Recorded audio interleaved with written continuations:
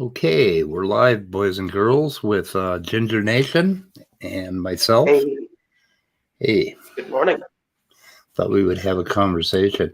You're the only person I know who I think during my brief time on the internet, you've gone from an atheist to a Christian to a Buddhist. I think during my brief. Wait, hang on a second. Okay. Anyway, yeah. Is that true? Yeah, Okay. something like that. Okay, maybe we could talk about that and stuff. Yeah, When they started saying you had converted to Christianity, I was like, I had questions, right. A lot of other people did too, and I don't think I think you chose not to answer those questions, if I'm not mistaken. Yeah.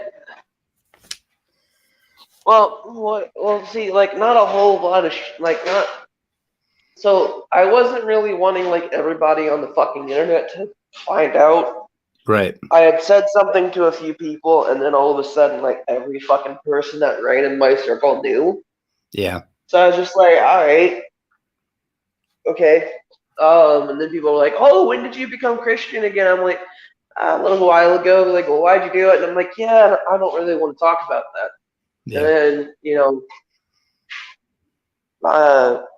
about a couple months later, I realized that, like, this is really fucking stupid. And I've never, like, I wasn't Christian. I'm more of anything, I'm Buddhist.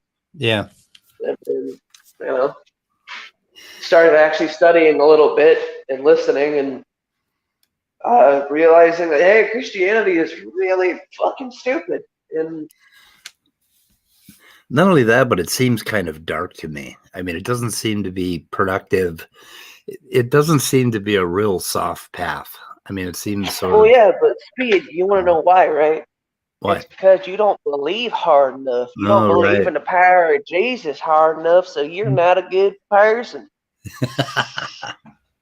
Yeah, like I don't know if you caught that conversation I had the other night on I think it was David Neff's stream, where I was asking a Christian about what a personal connection with God felt like subjectively, and then I told him that basically I have faith and I have this this personal connection with my life and with the universe. And he said, "Oh yeah, but you atheists, when you're faced with death, it's a whole different story. Like their religion is more powerful than Buddhism, than secular Buddhism." Right. So, and they always do that. It's kind of like the no true Scotsman thing. Oh, but you don't really have spirituality. You just think you do, Yeah, like, one of my favorite fucking arguments to hear, hear somebody like that use is, oh, you don't believe the same way about Jesus that I do, and you're not really a Christian. You're a fucking wannabe. And like, I would just sit there, and I would just I was probably smoking a joint at the time, and I'd be honest, I still smoke. And I'm sitting there, and I'm like, so let me get this straight. I'm not really a Christian because I eat pork. I don't know shit about the Torah, other than the fact it's the first. It's most of the New Testament. I don't believe that Jesus wants to exterminate me because I'm not straight. And then the list goes on. And like, while I was like, oh yeah, I'm definitely Christian, the logical side of me is like, are you fucking stupid? Like, I mean, I know it's you, but like, are you fucking stupid? And I was just like, all right, this is dumb. I'm done with this shit. Well, if you listen to like the whole Trinity thing that's going on with Smokey Saint right now, by the time you get done, there's only going to be about 10 Christians left that you get to go to heaven because they truly understood the scripture, right? Oh, dude, I'm gonna be real with you. I don't fucking watch Smokey. I haven't in a few months, nor do I care to.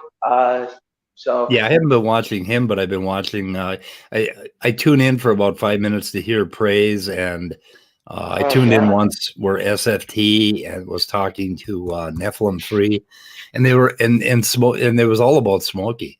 I mean, he had stirred them all up to the point where they were all at each other's throat, and it was just amazing to watch that. But I mean, it's the thing when you get down to this dogma, you know, like, okay, none of the Catholics are Christians, so we're going to rule all them out. So we just cut out what, a billion people. It's, to me, okay, like, and I don't want to say all Christians do this because I know a few Christians that aren't cunts, and that are actually genuinely good people. But 90% of Christianity is gatekeeping. Like like, here's how I see Christianity now. 93% are those dudes that played D&D before you did and are now like fucking purists. Where like, if you don't believe in Behemoth being the ultimate dragon god, you're not a real D&D fan, and you could fuck off. That's Christianity in my eyes, to the point. And yeah, I'm just like, all right, this is like, I don't watch. I'll be 100% open and honest about it. I used to be obsessed with fucking with Gavin, 100%. Like, it was all that I would do. I would get, I would go out of my way to piss that dude off. And then I was like, okay, this is really fucking boring. I know. And it's stupid. And so I stopped watching Praise. The last Praise video that I was like, all right, fuck this shit, I'm done, was Praise decided that he was going to have a stream about weed. And I'm like, you know what? I really want to see what he has to say. I mean, I knew it was going to be stupid. Okay, like, I was fully aware that it was going to be the most ass backwards fucking thing I have watched in a long time.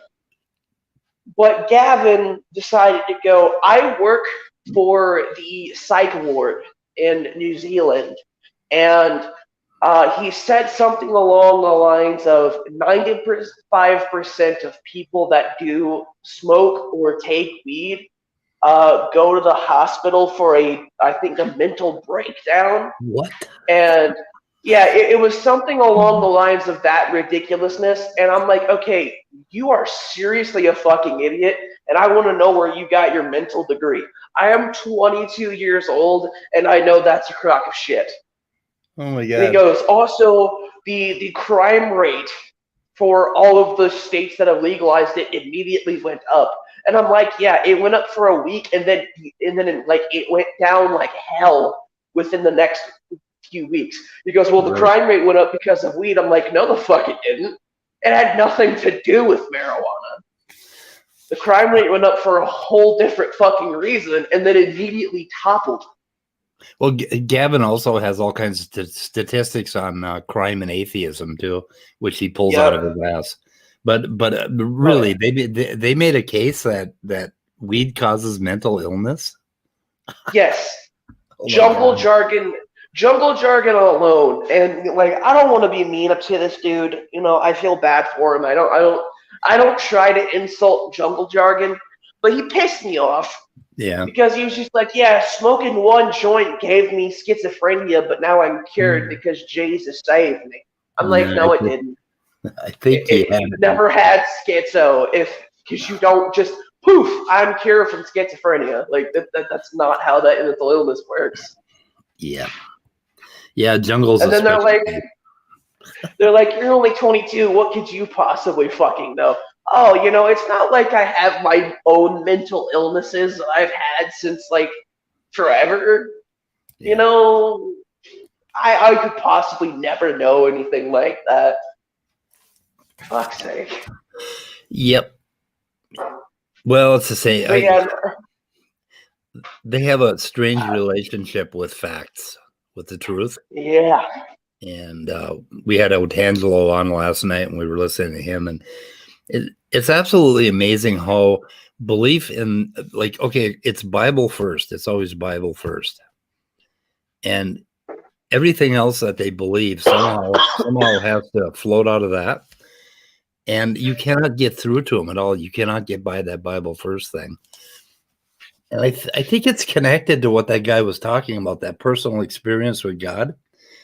I mean, like, when you convert to Christianity, or when you convert to any religion, basically, you can have this rush of what I would call a spiritual feeling, where you get like everything lights up. It's almost like a psychedelic in a way.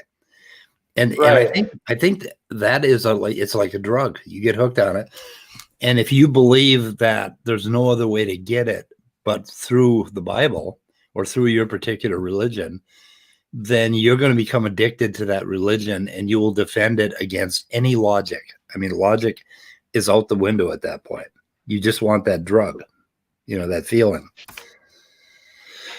And when I'm trying to tell them, yeah, go ahead. Here's the thing, and again, I don't want to say all Christians because I don't like that would basically like saying all drug addicts can never smoke weed or something like that, and that's not. It's not fucking true in my eyes. I don't want to change subjects too often, but my whole point is when I thought I was Christian again, right?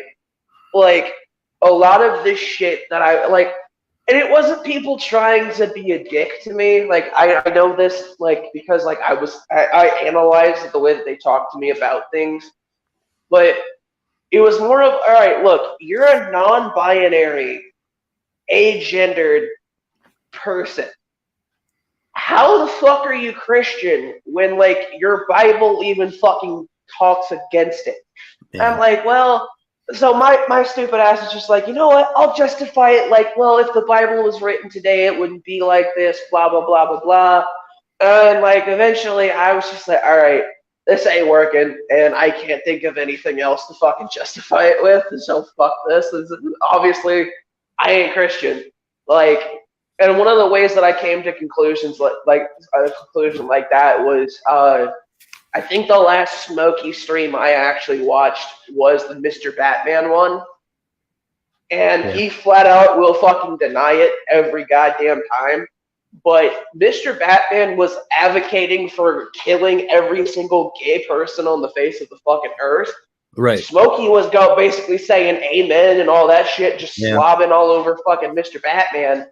And I'm like, all right, you know what? Y'all can fall down a fucking flight of stairs with a pencil in your pocket. Y'all are assholes. Yeah. I clipped that. I played that clip on one of our weather reports. I think we went over it. I couldn't believe he said that, but it was interesting the way he said it. If some tribunal of more than 3 people decided that you were guilty, and one of them was willing to cast the first stone, then it was okay to execute you. Well, what the fuck? And I'm like, what did I just hear? I had to play it backward play it about 3 times. And I'm thinking, okay, so if 3 of us atheists form a tribunal and one of us is willing to cast the first stone at these creationists, is it okay to execute them? Right. That's where I went with it. Right. Yeah, no, so I gotta come clean just a little bit. I know, at least I think I know. Do you know who Nicholas Whitmire is? I do. All right, so a couple days ago, I said some not so favorable shit to Nicholas, and it wasn't that I was angry at the shit that he said. I was more angry at the fact that he was denying shit, because I was on Togs. I don't know if you know who that is. This one guy. I know Tog. Okay, sorry, I don't know who all you know, so. Yeah, I've pretty much been hanging around the same sphere as you, so. Fair enough, yeah. So, and I've already said I'm sorry on this, on a stream and everything. But basically, so what happened was I was on stream, I came on, and somebody had mentioned Smokey, right? And I had brought up the fact that he was advocating for killing all gay people. And Nicholas came in Nicholas fashion, and was defending Smokey and saying all of these things, and something kind of pissed me off. So I don't remember him being there, but apparently Nicholas was in that stream, and he goes, Smokey never agreed with Mr. Batman. I'm like, well, he sure as fuck didn't speak out against it. Yeah, he And he didn't goes, say well, much. neither did I. Right. And he goes, I'm like, and neither, and I even said, neither did you. And he goes, well, I had to pray about it, but I still don't think that Mr. Batman was wrong. And I said, hold the fucking phone before we go further in this conversation. So you're telling me straight up to my face that instead of speaking up against somebody, even though you may not agree with homosexual lifestyle, you had to pray to tell somebody saying that, hey, I'm going to kill all of a certain group of people because they're different, and Right. then come and tell him that it was wrong, instead of being, okay, this is fucked up, even by God's standard. And he's just like, yeah, I did. So then I had said something a little along the lines of like, if you killed yourself tomorrow, I won't feel bad. And then that pissed him off royally. And I said, oh, I'm sorry. Maybe I should pray about that before you. Maybe you should pray about that before you confront me on it. Right. Exactly.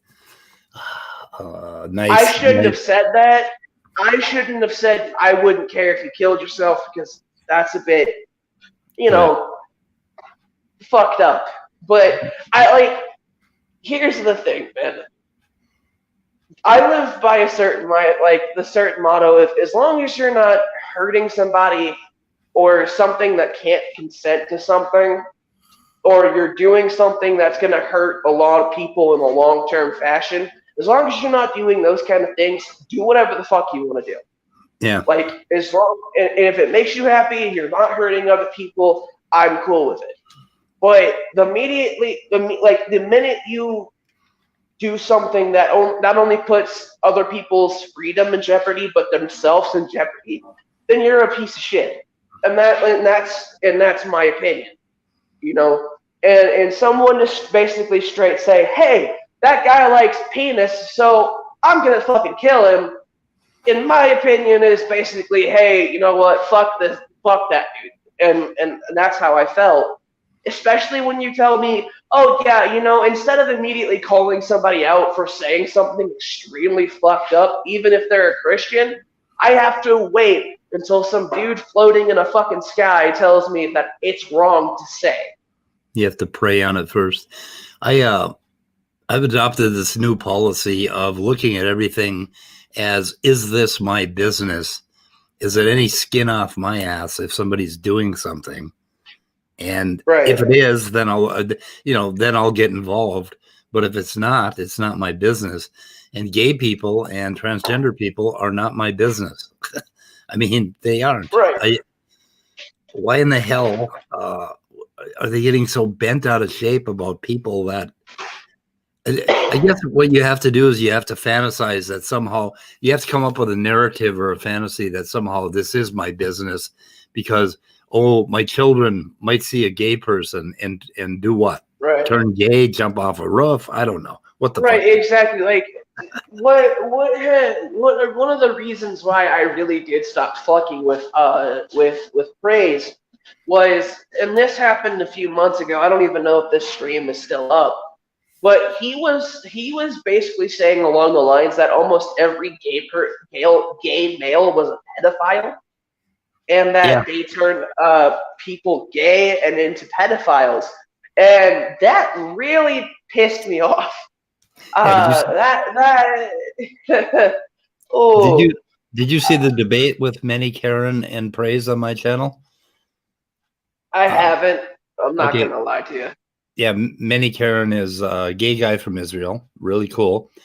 And we looked at that 5-hour homosexual video that Praise did, and he was livid. And anyway, he and Praise had a debate, and Praise told Manny, who is native, his native language is Hebrew or whatever the hell it is over there. And Praise told him he didn't understand his own language. And Praise had a better interpretation. But there were just some amazing things that happened during that debate.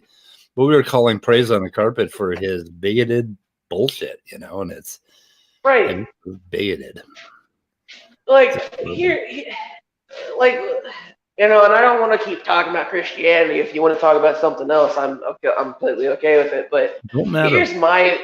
here's my fucking issue with a lot of the so-called Christian YouTubers, with the exception of a few. I won't lie. Am I a perfect YouTuber? Fuck no.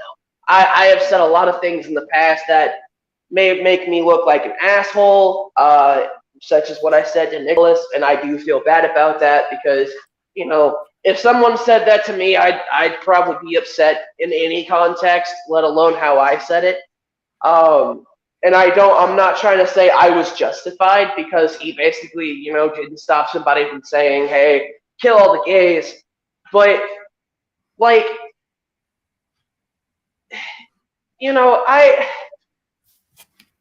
it just irritates the fuck out of me that people have this ideology that, I can be the world's greatest cunt and then justify it by saying, oh, I'm doing it in the name of Jesus. Yeah. Right? That's like me walking up to you, Speed, beating the shit out of you and being like, oh yeah, Buddha told me to do it. Yep. That's kind of the definition of evil in men is if you form a narrative or an ideology or some rationale that justifies you hurting other people, that is like the ultimate evil. And it's basically what's happened with all these fascist regimes and in Europe and whatever in history. And all throughout history, when men come up with some rationale or ideology or dogma, and that's why Buddhism is about getting rid of all dogma, stripping yourself of that dogma and getting down to what you would do if you were a raccoon. Would you? Like, yeah. I kind of like, I'm not making fun of Buddhism in any way, but I've always called Buddhism the meta religion. Because it's really not a religion. It's more of like, hey, this is how not to be a cunt. It's 101. And right, exactly. One of my favorite things, I watched I came in a little late when you were doing your stream with Math Big, and I was listening, and I haven't said this publicly yet, mostly because I've been dealing with it, but my best friend and my sponsor passed away a couple of days ago from cancer, and I've been dealing with it. And I was kind of listening to what you said and how you were dealing with your loss, and I'm like, he has a really good fucking point. And I might have misunderstood it a little bit, because what I thought you were saying was, you've accepted the ideology of life is fucking finite, and no matter what we do, no matter who we talk to, no matter what we believe, no matter what we say, we're never going to get a amount of life back. We're never going to get that time back. So instead of living every day oh, I want to extend my life, or I'm going to live my life until every day I'm dying, living like this is your last day, but fuck it, I want to have a good day. And I'm kind of trying to live that way, and I was listening to a podcast, and I don't know, and I can't remember if it was on Spotify or something else, but it was called In the Mouth of Nirvana, right? And originally how I came upon it was I have a little playlist that I listen to that plays Nirvana, the band, and it just kept playing the same fucking songs. I was like, all right, I need to take a break from Smells Like Teen Spirit. It's a good song, but I've heard it 50 million fucking times. I want to hear something else. So I typed in, Nirvana, and that popped up. I was like, all right, fuck yeah, let's listen to it. And the episode that they were on was talking about kind of what you were talking about as well. And I was like, all right, cool. I wanted to understand a little bit more of what Speed was saying, so let me check this shit out. And, I'm not going to say that it doesn't hurt that I lost my friend. It hurts like hell. It hurts but like hell. Also understanding that, hey, he lived a good fucking life. He did what he set out to do, and he had a huge impact, whether it be on the world or whether it be on me. He did something. And he never lived his life like there was some grand important purpose that he was only he was set to do and born to do. He lived his life he saw, like, you know, there isn't a grand purpose that we were born for. It was more of, we have purposes that we find throughout our life, and that we continue to find and continue to complete until our life is over. And that's kind of how I see nihilism, which I know isn't the exact definition of nihilism, but like, you know, it's not fatalism either. Yeah. I've always called it like realism. Like, I when people ask me, yo, what's your ideology? I'm not in any way fucking scholar in any of this stuff. I have some basic understanding, but I am a humanistic realist. And that's what I tell people, is that I understand what I understand in life. I don't have a perfect understanding of it. I don't have a perfect understanding of life, but that doesn't mean I don't know how to live my life. Yeah. And that's kind of how I've been going about it. Yeah, I think human beings at our base, we are moral animals. We're you know, we want peace. We want to get along. We want to find agreement rather than disagreement. Violence upsets us. I mean, even people that do violence get upset by it.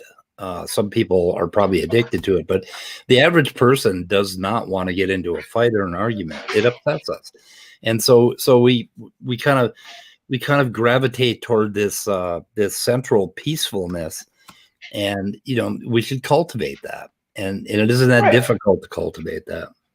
Right. The only thing that's going to get in the way of that is ideas or ideology or dogma. You know, if you belong to a club, well, did you ever, they did an experiment. I forget what it's called. It's a famous like island experiment or something where they took like, I think they took like 60 kids and they put them on this island and they kind of let them fend for themselves, but they monitored them. They kept track of them, and they divided them into two groups. One group decided that swearing was evil, just absolutely evil, that you should never swear. And the other group decided that swearing was, you know, cool. And they had to terminate the experiment at 28 days because they were afraid these kids were going to kill each other.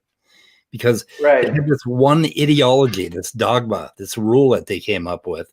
We're the swear club and we're the not swear club. And they almost killed each other over this dogma. And it's like, it's pretty fucked up. But that is a really good analogy for Christianity and a lot of other religions.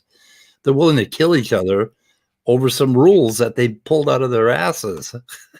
Well, like, if I can bring it into like a little bit of a different segue, like here's my thing. I kind of see AA a little bit of the same, or not AA. Sorry, I don't go to AA. I go to NA, but I see those kind of groups kind of the same way. Like, and the reason I say that was, like, as I said before, I still smoke weed. I don't use it like a crutch. You know, I smoke it medicinally, even though, like, I don't have my medical card in this state. I did have it in Vegas. Like, you know, I do suffer from mental illnesses, and I refuse to take the fucking medication that most of the people that have these kind of disorders take, because they don't work for me, and if anything, they fuck me up more. And I found that weed has actually helped me with it. And when I was going to a meeting, somebody had found out that I still smoke weed, and they just started fucking yelling at me like, "Oh, you're not sober then. You're not." And I'm like, I'm still sober. And they're like, "No, you're not, because you still smoke." I'm like, "No, I am not taking heroin or Oxycontin anymore. So in my own right, I am still sober." Yeah. And people were like fucking baffled. They were like, that doesn't make any sense. You're not sober. I'm like, am I doing heroin? Am I doing opioids? Those were the things that I was addicted to, and those are what I'm clean from. I'm not saying that I am perfectly sober from marijuana. Like, I would be lying if I said that, and I never claimed it. And then I found a group online in a place called In the Rooms. It's a great fucking website for anybody that's looking, you know, for like an online NA, because in your area, you know, they're not having meetings because of COVID. Check out In the Room. They're really great. They have meetings all the time that you can go to. Some of them are religious, some of them aren't. But I've found a few people and a few of my friends and we've been doing online for a while now, and we don't worry about religious aspects. Like we're not saying like the Lord's Prayer, we're not saying the Serenity Prayer. We've changed it into, us recognizing like what we were struggling with and us talking about it, like having like a subject and then talking about that and then uplifting each other. Because at the end of the day, I've always seen like NA or AA or anything like those as a support group. Like you're there to support each other, and not to judge each other. Exactly. And I can't say the same fucking thing for Christianity because they can't get along for shit. Yeah. Like they can't agree on anything. The one thing, what you said about AA being that kind of dogma and having the 12 steps, the 12 steps don't say anything about that at all. They don't say anything about, if you take medication or you take this drug or you take that drug, you're not sober. They don't say anything about you being sober at all or about you having to be sober. They just give you these rules to live by. And the other wonderful thing I think about AA is those 12 traditions, which I think were designed to keep it from becoming a cult. Have you ever looked at the 12 traditions? I have a little bit. I'm not super familiar with them though. Yeah, for our group purpose, there's but one ultimate authority, whatever. Okay, a loving God, fuck that. He may express. Okay, our leaders are but trusted servants. They do not govern. There is nobody in charge. The only requirement for AA membership is the desire to stop drinking, or I would extend that to doing whatever drug you need to stop from. And just basically every group decides what it wants. So for our agnostic group, we decided that we were going to not have any judgment against people. Like we had one guy who smoked dope every day, and it was like, okay, I have heard that marijuana as a medication for certain mental disorders like bipolar and depression may not be a bad idea. Now, AA has for a long time advocated taking antidepressants or any medication prescribed by a doctor. So, I mean, how are you going to decide? But the point is, it's none of our fucking business what the guy in the chair next to you is doing. Right.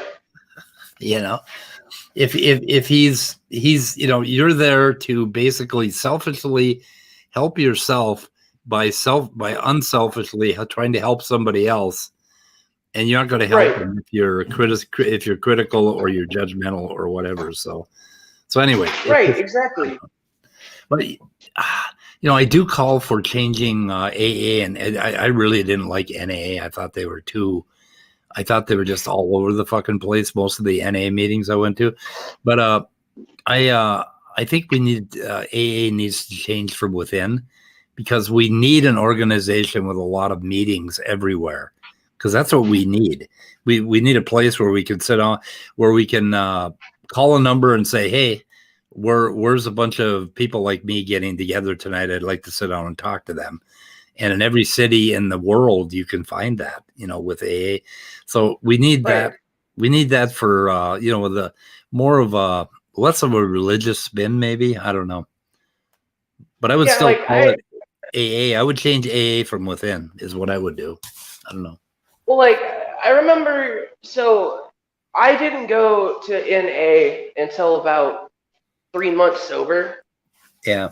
And I was really scared to go to NA because I was more terrified that I was gonna get judged for shit, and that people wouldn't take me seriously because I was young, and I felt like NA was for older people.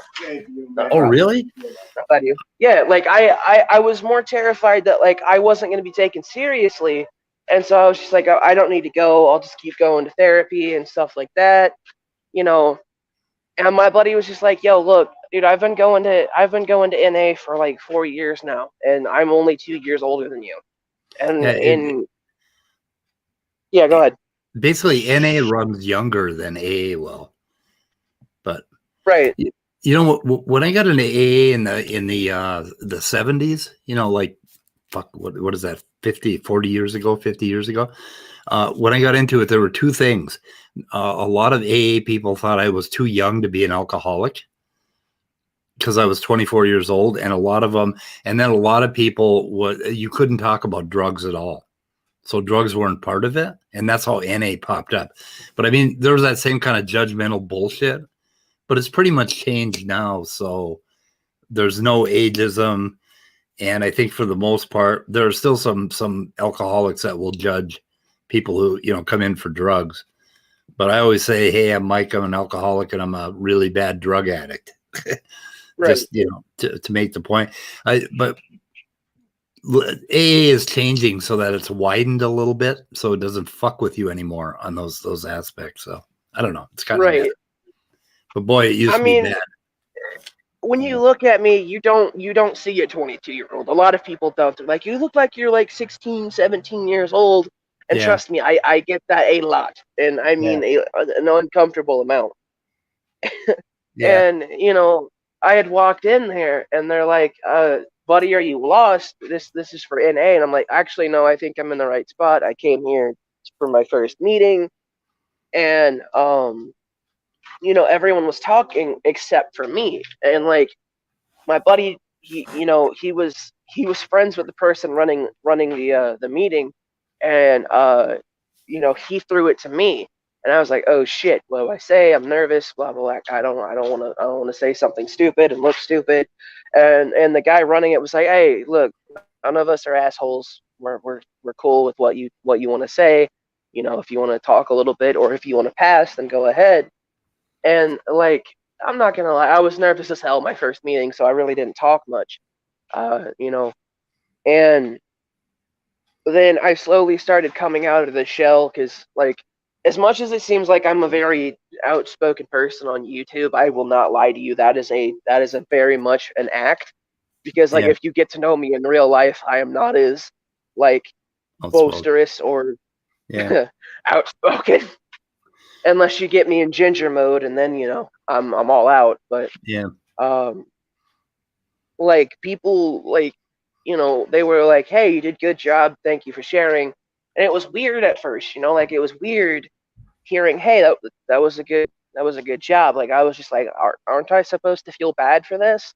They're like, no, like, you know, you're getting sober, and that's what the main goal of this program is to keep you sober. Yeah. And that's when my perception of NA kind of changed, because like I kind of felt like, hey, I don't belong here. I've only been, you know, so sober for so long. This isn't where I should be. And when I finally went to a meeting, like, it wasn't perfect. I'm not gonna lie, there were some assholes there that were super religious, and if we didn't say a prayer or something, then they would get upset. And then they finally left the group, and a bunch of us were just like, I'm not religious. And, you know, one of the things that I had a huge problem with was the idea of the step saying, oh, you need to hand yourself over to God. And like I had heard you know, turning yourself over to a higher power, and I kept thinking to myself, I'm like, does this even mean God? Does this even mean, like, you know, the God of the Bible or Allah or Buddha or anything like that, or can it mean something else? You know, because I've never. Right, exactly. Because I've never been the type of person to think that my existence is hugely important in the universe. Like, realistically speaking, in my own eyes, like, you're only as big as, you know, your group is, like the core group that you keep around you. And I think that's primarily about stepping out of selfishness. Like selfishness is really misunderstood. Somebody explained it to me, or said something that made the most sense to me. Selfishness is not trying to be greedy or get stuff for yourself or make yourself look good. Selfishness is being overly concerned with yourself, whether you're picking on yourself. You know, people that are real self-deprecating, they are as selfish as a person that is like John Maddox, so somebody that's trying to, you know, bolster their own fart. their ego. But the idea with AA is to just quit fucking thinking about yourself all the time. It's like, you know, it's like another cool thing I heard, enough about me. What do you think of me? It's like most of our problems are because of this narrative we have of who we are and what we are. And we talk to ourselves all the time in our brain, and we talk ourselves into the craziest goddamn things.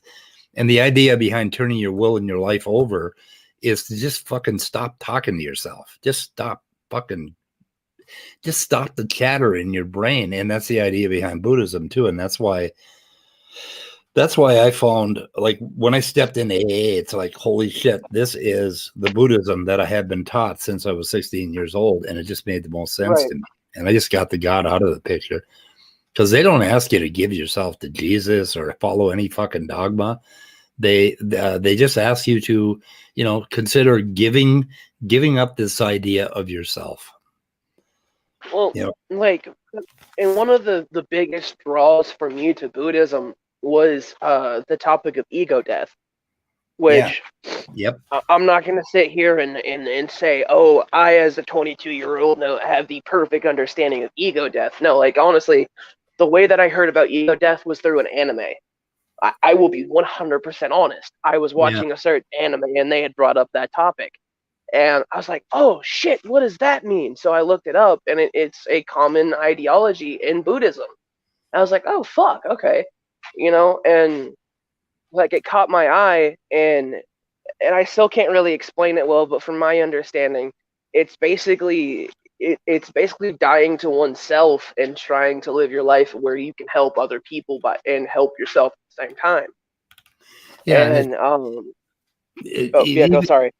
Even deeper than that, it's about learning the trick of living your life as just a simple organism without the narratives in your brain. You know, denying the narratives. You know what I mean by that, right? You can develop a narrative where you say, "Oh, my life sucks. You know, things aren't going well. I'm unemployed," and you could just feed into that, and you can keep fucking talking to yourself. But every day when you wake up, you're basically a new organism. Your brain has changed. Right. Your physiology has changed. You have an entirely new, you know, day to deal with.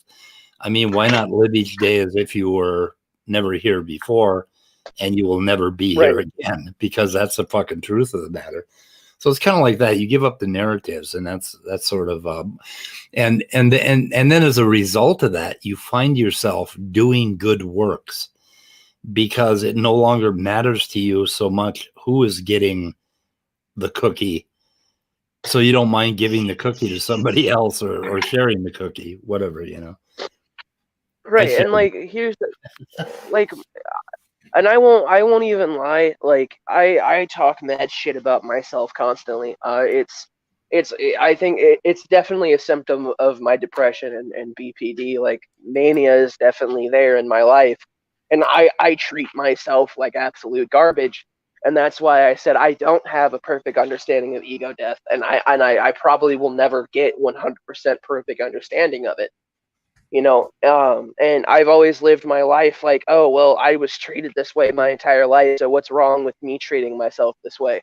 And like, one of my best friends, and this kind of ties into what I was saying on your stream the other day about my struggle with the acceptance of the step that says you should make amends with those that you've wronged and accept the apology of those that have wronged you. The hardest steps that I've ever had to face was making amends, because I feel like a lot of people who hear that step basically think, oh, if these people don't accept my apology and that I'm trying to do the right thing now, then I'm fucked. My sobriety doesn't mean shit, and that I'll never truly be sober. When in reality, like, the reason why you're going and you're making those amends is to show the person, like, hey, I am a different person now, and I understand that who I was back then was bad, and there's nothing I can do to change that. But if you're giving me a second shot, I would love to show you that I've changed. And just because somebody doesn't accept that does not invalidate your sobriety. You're still sober. It's just those people don't want to take that chance at the moment. That doesn't mean they never will. The idea is if you've done enough to make amends, then that's what you need to do, because you are primarily doing that for yourself. You're not doing it. Right. You're not doing it for them to forgive you. You're doing it so that you will forgive them. Right. And when you do that, all of a sudden you're done with that episode of your life. You don't care anymore. Right. You're over that. If they're not over it, that's their fucking problem. You know, there is, I don't know if you know who Tyler Perry is, but one of my favorite movies by him is the Medea series. And it's ironic, but, you know, like everyone's like, oh, those are super Christian. But there's a saying that the character Medea says is that you need to forgive you need to forgive that person for yourself, because the longer you wait for it, the longer that you hold that resentment, you're giving them power. And Christians just saw that as like, yeah, Jesus wants you to forgive them. But I was more of like, oh shit, like that's on a deeper level than Christianity. That's true as hell. The more hatred you hold for somebody because they did something to you, the more power that has over you, the more it's going to affect you in your life, the more like that toxicity is going to sit in. Yeah, it's a poison that you drink yourself, hoping that somebody else will die. That's exactly. That's basically what resent. Like I came to this thing. My father died when I was 30 years old, and I had like great resentment for my father. I mean, he was an asshole. He's always trying to make a man out of me and stuff like that. Well, then he got cancer, right. And we talked for like 2 years when he was sober before he died, and I got to know the man a little bit. And then I almost didn't make it up there. In fact, he was unconscious when I finally made it up north to see him before he died. And the reason for it is that I was busy running this software company and trying to get this build out before, so we could get a review in some magazine. And I didn't make it. And I thought, this is exactly how my father trained me to be, to care more about making money in business and my job than care about other people. But he had changed and I hadn't. I had become him. Well, anyway, when he died, I came to this realization that if I did not forgive him, I would end up treating my kids, who at that time, my twins were 1 year old, I would end up treating them exactly the same way as my father treated every male child that he had. So if I didn't forgive my father, I would follow in his footsteps. And that is and it hit me. And as soon as I came to, I started to see him as just a human being, right. Somebody who had, fucked up. I mean, he obviously, I don't think he was the greatest father, but as soon as I forgave him, all of a sudden I realized all these things, all these parts of him being a father that were great. I mean, he did all these wonderful things for us kids that we totally missed because of the resentment. And then I watched my brothers treat their kids, their boys, exactly like my father treated them. And I thought, how in the fuck can you be so dumb to have gone through a childhood like that and then go ahead and do the same thing to your kids? And right. As soon as I forgave my father at a core level, I became a different kind of father to my sons. I didn't fuck them up like he fucked us up. And that was like, so I understood forgiveness is something that you have to do in order for yourself. I mean, it's a very selfish thing. If you don't do it, it'll fuck you up, Right. And one of my favorite saying, one of my favorite quotes, and forgive me because I don't remember who actually said it, but I was playing a game that came out a while ago called Modern Warfare. It was a Call of Duty game called Modern Warfare 3. And every time you would die, it would have a quote at the end, right as you died. And my favorite quote one of them was, "For evil to triumph, good men must do nothing." Yeah. And I'm not gonna lie, I have strong feelings against my biological father, and a lot of it is purely hatred and resentment. And I've said on multiple and I've gone back and listened to some of the streams where I've talked about my biological father, and I've said some really fucked up shit. Like, you know, if that man died tomorrow, I wouldn't want to hear about it. I wouldn't care. I wouldn't blah blah blah blah blah. And Right. you know, and even like a few months ago, when I was in the Discord server, I was talking to a few people, and I was explaining that I'm non-binary and like how I came to conclusion. And some people were like, "Dude, I don't think you're non-binary. I think you're a man, but you've never had uh, real, actual role models in your life. You've just had toxic masculinity." And I'm like, "No, I know I'm not a male." Because I don't identify as one. I don't identify as female either. That's why I'm agender. And I was explaining why I said this is because like, you know, it wasn't, I'm not non-binary because like I think toxic masculinity is bullshit and that all men should keep their feelings bottled up inside, you know, is a good ideology. And because I don't hold that, I'm not a true male. You know, that has nothing to do with it. I think Yeah. that that shit's fucked up. I think that our society, you know, and all the men that carry this, oh, your men don't feel feelings, men don't ever get hurt, men have never been attacked, and all, and so on and so forth. That's just fucking more propaganda and more bullshit that people keep spoon feeding themselves and thinking that because society as a whole views it that way, then it's okay. And you know, sorry, I kind of got on a little sidetrack, but the reason I brought my father up was because my biggest fear, and still kind of is becoming like my father, you know, Yeah. becoming Exactly. a piece of garbage. and and I'm not gonna lie and tell you that, oh, I have recently forgiven my father for everything, or I have recently stopped saying that if my father passed away I wouldn't care. But I've come to understand a little bit more, and like, you know what, yeah, that shit that my dad did, it was fucked up, like it, you know. And there's nothing I can do to really change it, but you know, if the man's willing to meet me in the middle and at least fucking talk to me and have a conversation, then maybe, you know, we can go from there. And Yeah. it's not if he talks to me I'll forgive him, or if he doesn't I never will. It's more of the fact that, hey, you know, I can forgive you, but you need to understand I'm not doing it for you. I'm not doing this because I think I owe you're owed an apology or anything like that, because I don't think anyone's owed an apology unless you purposely wrong someone, you know.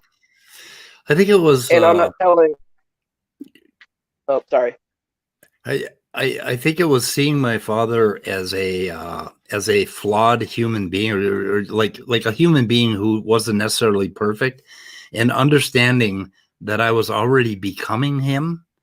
When I Right, understood that you know, because I was like driven by business and ambition, and when I realized that I was becoming him, I realized how he got to be who he was. And he also in before he died, he asked me, he said, "I did right by you, didn't I?" And I lied to him and I said yes. But I realized that what he did in raising us was what he thought was right. And I thought, okay, right, I'm starting to become the same man. So if I can become him, then obviously he is not a monster. He's not the monster that I had built up in my mind. He's just a human being, and he fucked up, you know? And all of a sudden right, I forgave him. And in the process of forgiving him, I illuminated my own faults, and I could see where I was right, becoming him, and I could nip it in the bud. right, And that was exactly. And important. Yeah. you know, and I'm the oldest child of seven. You know, my mother and Oh, my father had seven kids. I'm the oldest, and uh, about five of my brothers and sisters I have not talked to since I was 7 years old, or I've never seen them since I was seven. And I recently, about 2 years ago, my biological family kind of came back into my life after like 17 to 18 years, where I never heard of them. I didn't know if they were alive or not, and a whole bunch of other shit. And wow. I had met one of my little brothers and sisters, and you know, ever since kind of leaving them because of the fight that me and my father had, I kept saying, you know, I'm gonna keep being sober and keep trying to better myself to that, so that way if my brother and sister when they're of age want to come and live with me, they understand like, hey, I'm not your dad. I will never be your father. I am your older brother. I will show you what I think is best, you Yeah. know. And like, and I wasn't even a very good older brother. I at the time, like, I was living with them, I was still going through my own shit.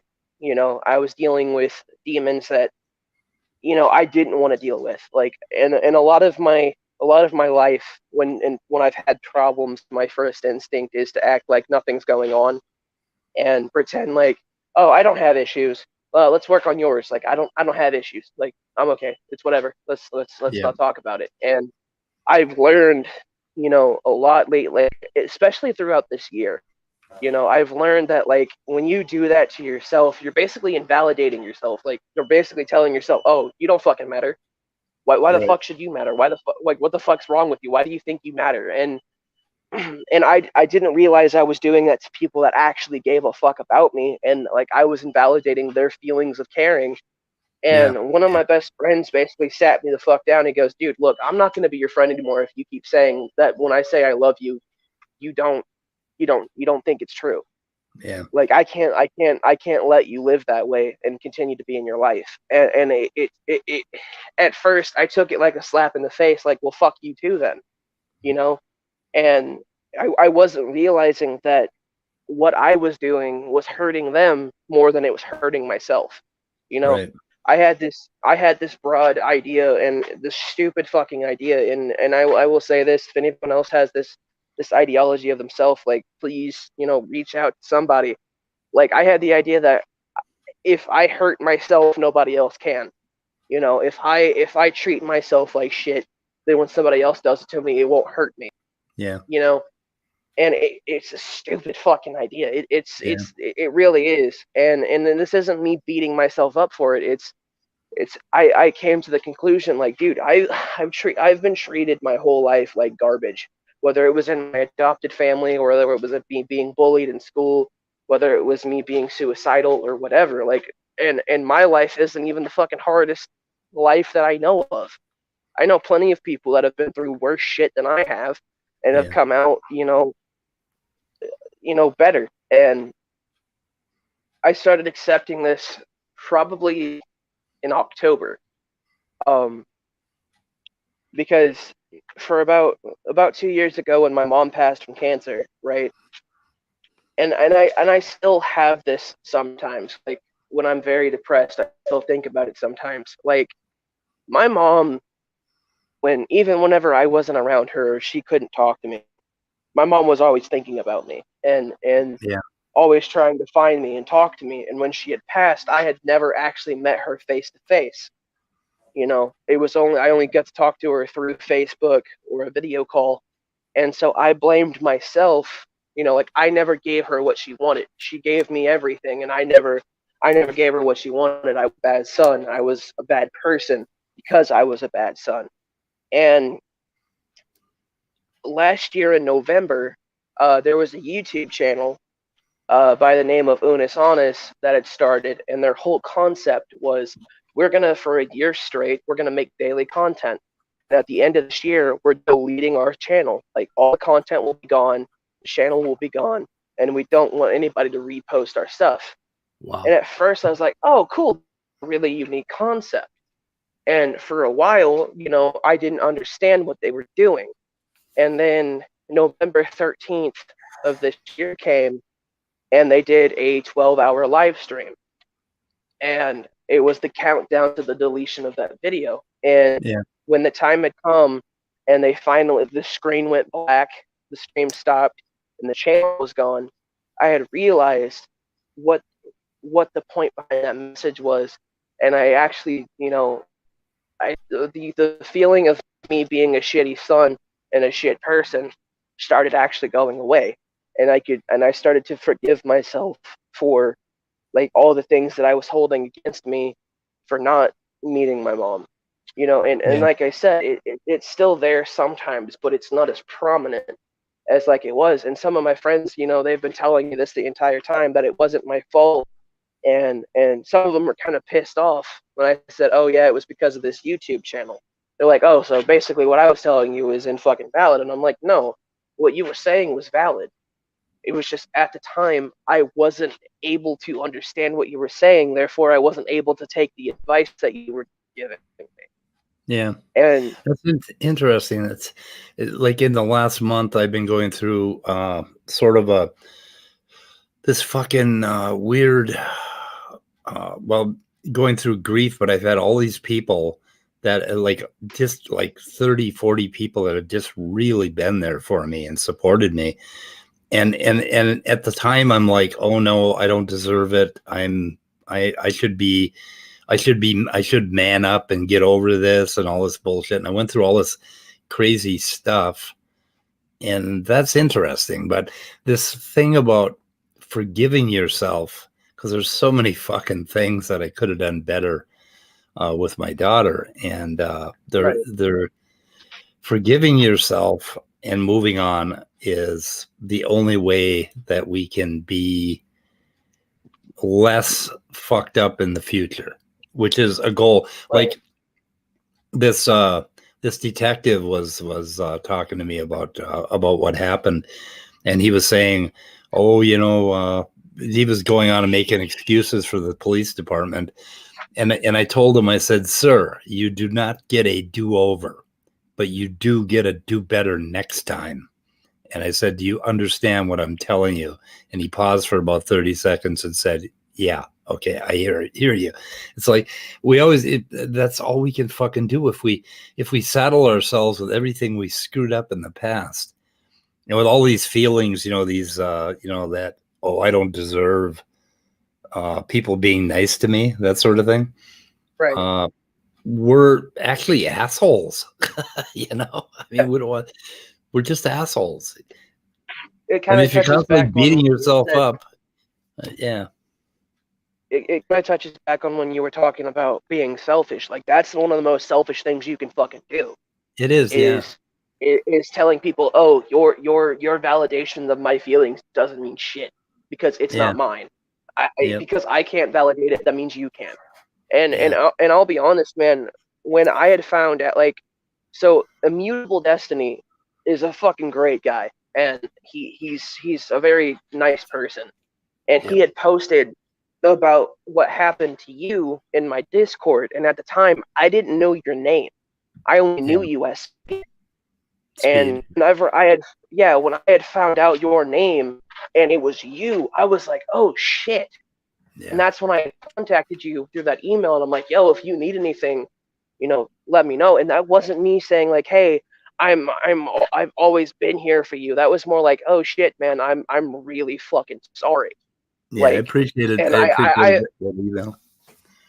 yeah, like, and I had felt bad that it took me that long to recognize it. Like, what had happened was, I was doing a live stream with Will Kincaid at the time, and I don't remember who it was, but they had came into my side chat, and they're like, hey, do you know what happened to Speed? And I'm like, no, I haven't got to talk to Speed lately. I hope he's doing okay. What happened? And then they had said what happened. I'm like, oh fuck, that's Speed. Yeah. And immediately we were just like, we had stopped what we were fucking talking about, and that's when I had emailed you, and I was just like, and that's why, like, I didn't want to force a conversation with you because I didn't know where you were at mentally, and I didn't want to be like, yo, hey, drop all the shit that you're grieving about and come onto my fucking YouTube channel. Like, I didn't feel like that was appropriate at the time. Not that I didn't want to comfort you. It was more of like, yo, Yeah. I'm not, when I say this, I don't want to compare your loss to my loss because, in my opinion, that's something you shouldn't do. I don't think you can. I don't know. I wouldn't compare Like, mine to anybody else. I had lost a son before he was born. Yeah. Him and his mom had passed away in a car accident, and yeah, I remember. Yeah. I remembered that feeling, and when I heard what happened to you, I immediately thought of that, and I was like, oh fuck, I can't imagine what you were going through. And I had said that too. And when I saw you on Math Pig's show and I was listening to what you were saying, I'm like, and this isn't against you, I was like, where the fuck was this man in my life like 7 years ago? Shit, I could have used his help. I tried to reach out to you once when you put out something pretty dark that indicated that you knew a little bit about suicidal ideation or suicide. Yeah, And yeah, because I've been through that so much in my life, starting in I think when I was like 14 years old. And anyway, right, I reached out to you for that reason because there was something in what you said that really hit a chord. right. Nestle wants to come in. What do you think of inviting somebody? Yeah, come on. Like, this is your show, man. If you want somebody in, then you bring them in. I'm okay with it. I I'm I'm just glad that we can have a conversation. And like I yeah said, man, and to anybody that might have misconstrued me taking your loss is like, oh, that it's affected me too. I'm like, no, no, no, no, no, no. Like, I'm never gonna say that your loss was less than mine or mine greater than yours. That, like, in my opinion, that's a cunt move to do. Like, yeah I've had that's like, and that's why, like, I think Christians are the worst people to yeah comfort you when you lose somebody, oh especially god that some of bull this backhanded that backhanded bullshit. Oh well, it wasn't God's plan. God yeah God has a plan for everything. Like, and this is kind of a fucked up scenario, but there was this one time when somebody had said that to me, and it had royally pissed me off, right? And I looked them dead ass in the eye, and I'm like, all right, hypothetically, let's say this is true. yeah So tomorrow, when you get a call that said, "Hey, somebody walked into your daughter's house, killed your daughter and all of her kids and her husband," and yeah I come up to you and I say, "You know what? It was God's plan for that to that's happen." plan. How would you fucking feel? Yeah, He goes, "Well, well I understand." I'm like, "No, don't give me that bullshit. You wouldn't be understanding. You would be royally fucking pissed." And he goes, "I don't think I would." I'm like, "See, this is my point. Sorry, I don't mean to keep nagging on." I'm like, "But this is my fucking point. You're so blinded at the shit that you've been taught that you can't understand fucking empathy."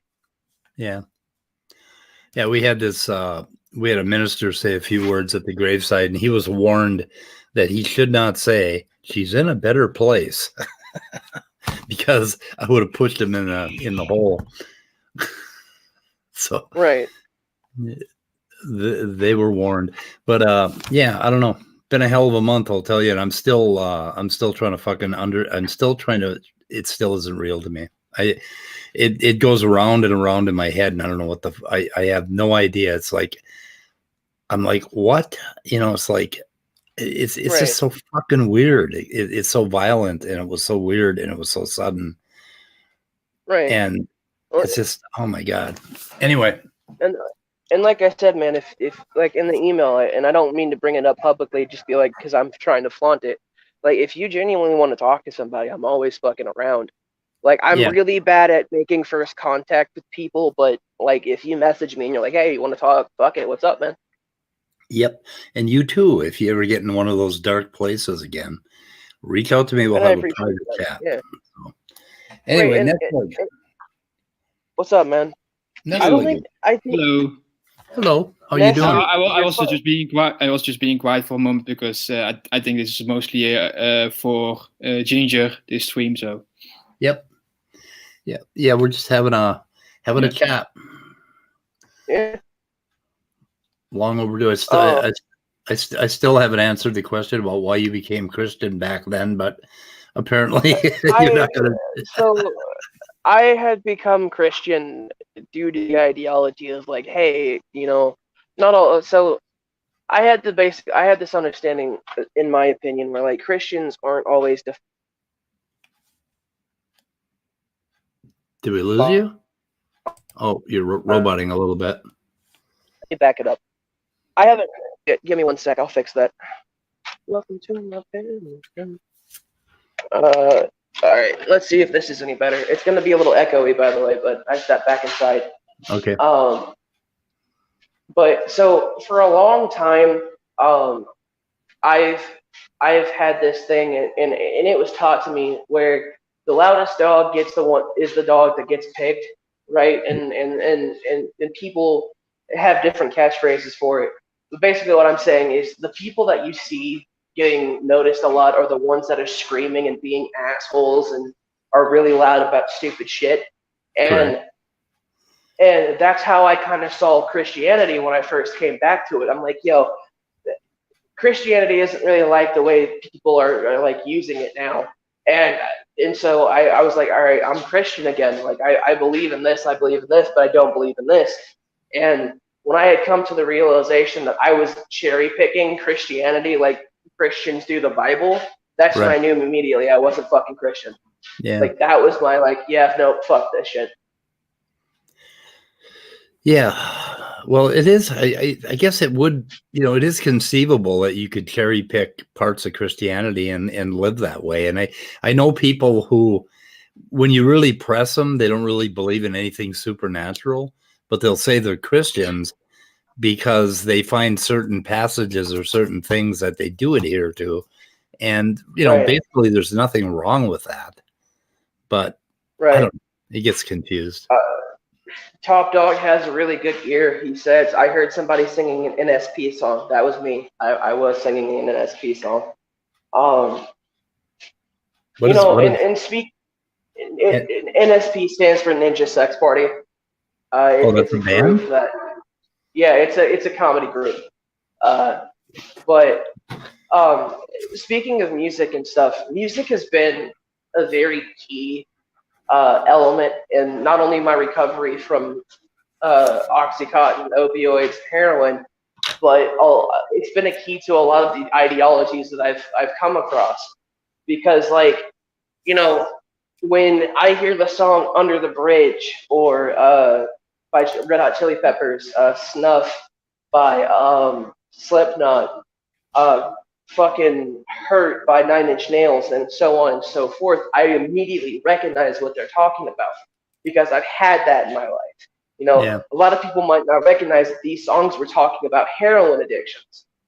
And as I was listening to these songs, I was like, oh shit, this is true. This is how I felt. This is exactly the way I was dealing with shit. And, one of my favorite songs is Wish You Were Here by Pink Floyd. It's one of my all-time favorite songs, and a lot of people don't know that song is written about a buddy of the group that took a lot of acid and never came back to reality. Like, and it's, and, I was listening to that song, and I took a deeper understanding of it a little bit. I was just like, yo, shit, what if I did heroin, but I didn't live through it again? Like, what if, like, that happened to me, And that's when, like, and this was when I was getting sober.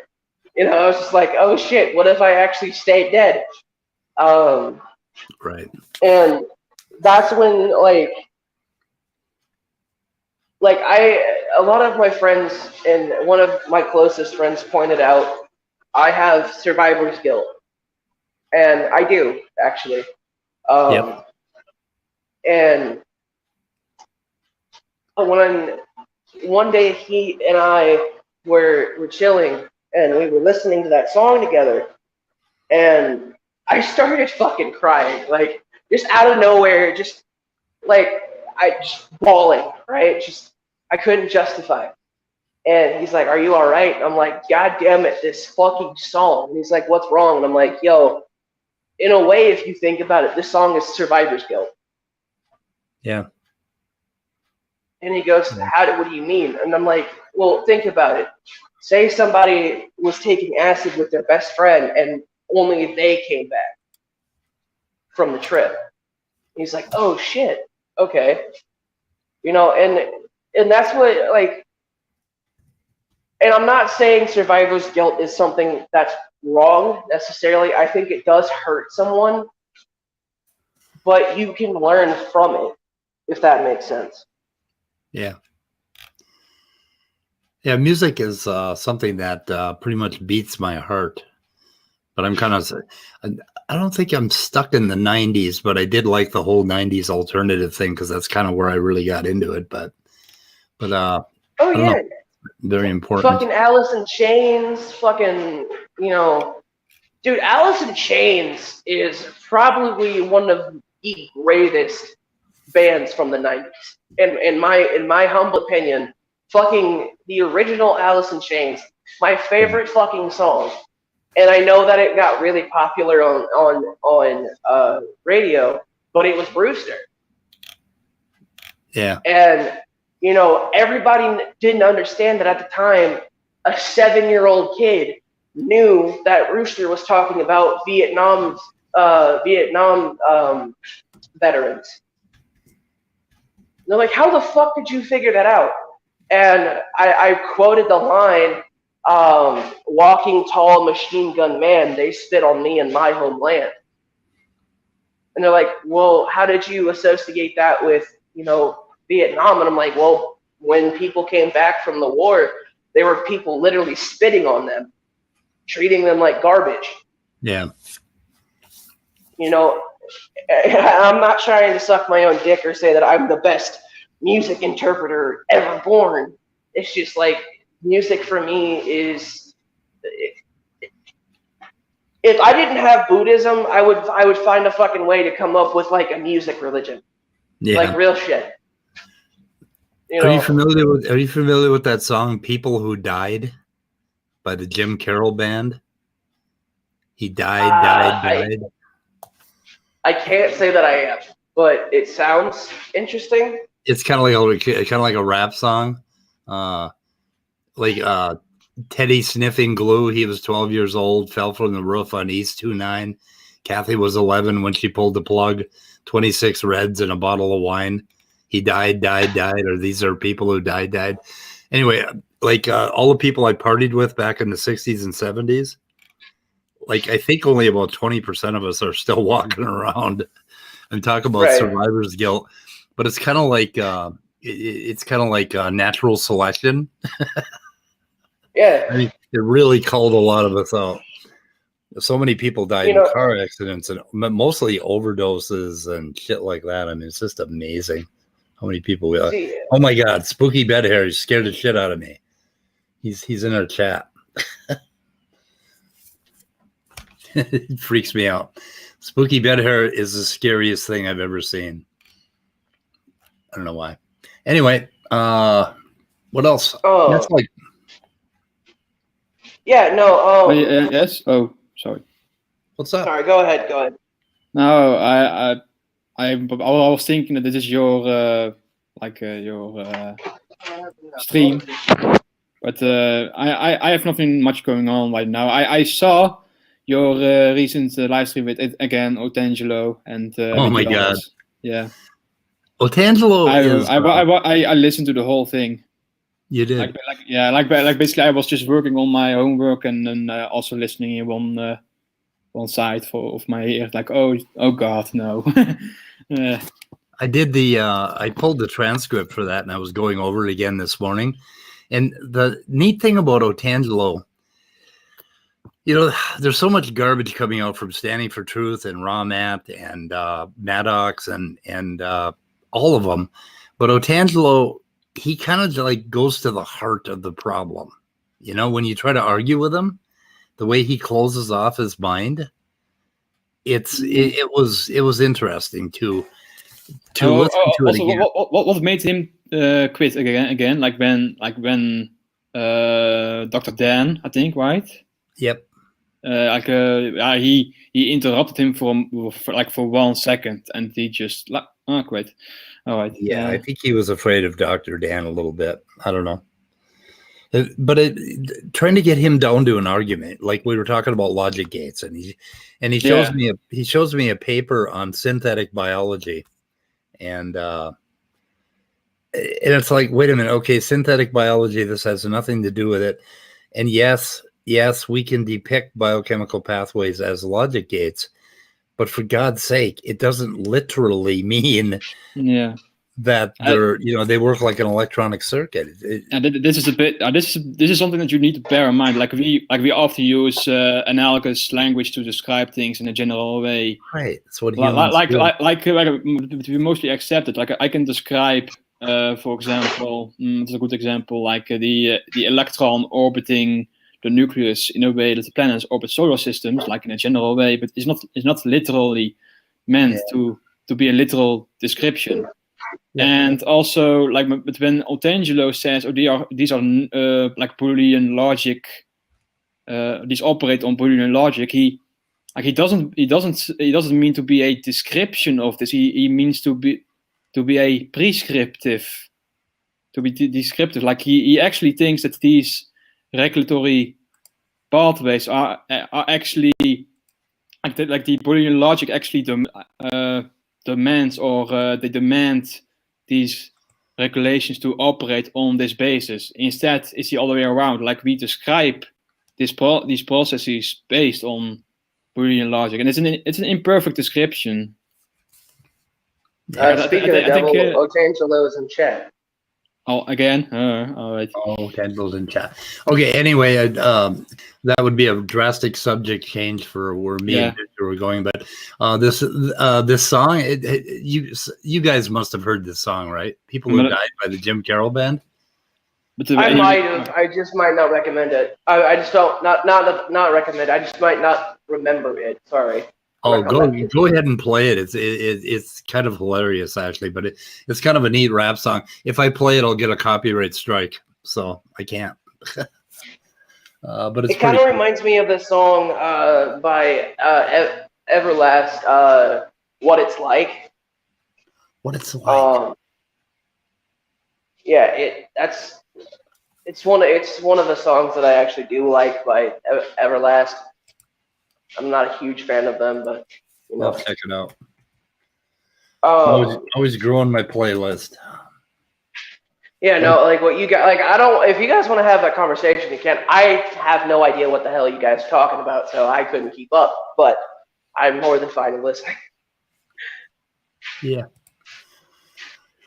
Anyway, yeah, I think that's. Yeah, go listen to the song. It's real catchy. I don't know. I love it. Oh yeah, I've always appreciated it. I have a playlist. I think about 1,200 songs now from all the way from. Well, I got a few 50s songs. I got a few 60s songs, but mostly 90s and the aughts and the teens. A lot of really good new music out, particularly in alternative areas. And really great music. I have a similar playlist. The last time I checked it, the running length time of my playlist is 213 hours. Yeah, I was gonna try to listen to my entire playlist, but I realized I'm probably too old to listen to it. It's like I won't have time. Won't have time. Right. It's just like, Jesus, I've made this thing so long, I don't think I'll ever make it through it. Right, yeah. Yep. So I go on like a 4-hour trip up north and listen to it while I'm going up there, and I realize I've only listened to X number of songs, and it's like, holy shit, I've got another 900 songs to go. Right. I'm going to have to drive back home and drive back up here again and all that right, shit. Like I remember when I had to take a Greyhound bus from Las Vegas, Nevada to Atlanta, Georgia. And that was a 3-day fucking trip. And I wasn't even halfway through my goddamn playlist. And I was like, holy shit. Yeah. When I was 13, I took a bus trip from San Francisco to Minnesota. And it almost killed me for some reason. I was really sick by the time I got home. But that was a hell of an odyssey. That was amazing. Oh, yeah. Greyhound bus trips are do they still happen? Do they still have like buses that drive you places? Really? Yeah. Wow. I wouldn't recommend it because it's so retro. I think I almost killed myself by eating nothing but hamburgers for 3 days. And I got home and I took a nap, and I got up and it was like 7, and I thought, oh wow, new day, 7 a.m. I missed the farm. I went out walking around looking at stuff, and it kept getting darker and darker. And I'm like, what the fuck? And I had to go in and ask my mom, is it nighttime? And it turns out I had woke up on the same day, and it was 7 p.m., not 7 a.m. And I didn't even know it because I was pretty sick. But yet it was a wonderful trip. I met a lot of really interesting, strange people. So, you see, my favorite trip, even though it has some bad memories attached to it, was when I was living with my biological father, and we had moved from Kentucky to fucking Oregon, right? Yeah. Oregon and Washington are probably the two most beautiful states to drive through, in my opinion. Yep. I love it. I actually want to move back to Oregon at some point. But you know, Yeah. They look like northern Minnesota. Minnesota. Northern. Southern Minnesota sucks, but northern Minnesota is a lot like Washington and Oregon. It's pretty cool. Yeah, dude. I actually had a buddy of mine that lived in Minnesota, and I always thought it was funny that Minnesota kind of sounds like Minnesota.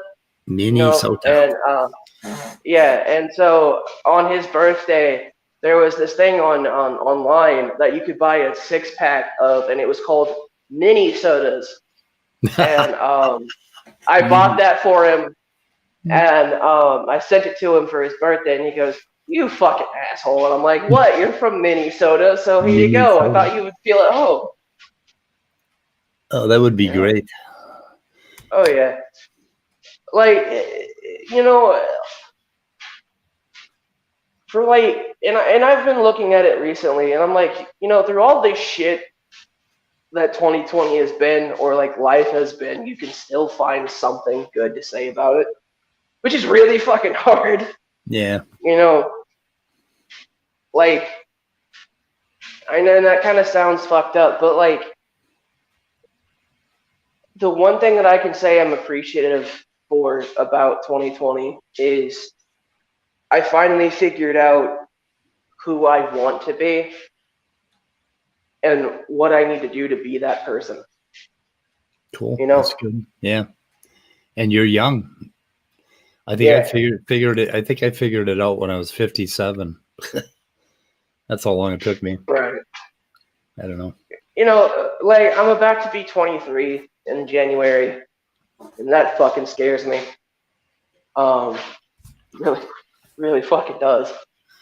But I mean, I don't know. Yep. Okay. Anyway, probably gonna end this and do something else. Yeah. You it's a lot of fun, man. Yeah, you want to hang on for a minute? I'm going to end the broadcast. So, I can hang for just a few. Otangelo, I am very interested in continuing our discussion. So we will do that at some later time. But I'm going to end for now, and we'll go backstage and have a short talk. Goodbye, everyone out there in the world.